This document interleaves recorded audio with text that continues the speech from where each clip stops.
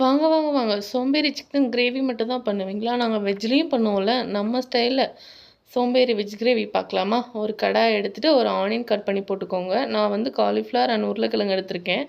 நான் ஒரு paste ready பண்ணதுக்கு ஒரு பத்து தேங்காய், 2 தக்காளி எடுத்து அரைச்சி ஒரு பேஸ்ட் ரெடி பண்ணி அதில் ஊற்றிக்கோங்க. அப்புறமா ஒரு ஸ்பூன் கடலை மாவு எடுத்து கிளாஸில் கரைச்சி ஊற்றிக்கலாம். ஒரு ஸ்பூன் மிளகாப்பொடி போட்டுக்கோங்க. 2 ஸ்பூன் தனியா பொடி போட்டுக்கோங்க. சால்னா டேஸ்ட்க்கு கொஞ்சமாக சிக்கன் மசாலா போட்டுக்கலாம். அப்புறமா ஆயில் கொஞ்சம் அதிகமாக விட்டுக்கலாம். பட்டை, கிராம்பு போட்டுக்கணும். தேவையான அளவு உப்பு போட்டுக்கணும். ஒரு கிளாஸ் அளவு தண்ணி ஊற்றிக்கலாம். அவ்வளோதான், இது பக்குவம்.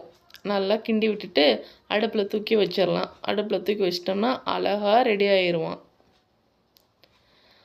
ஒரு தட்டு மட்டும் போட்டு சிம்மில் வச்சுருங்க. ஒரு 20 நிமிஷம் கழித்து பார்த்தா பட்டு போல் ரெடி ஆகிருப்பான். டப்பு டிப்புன்னு ரெடி ஆயிரும்.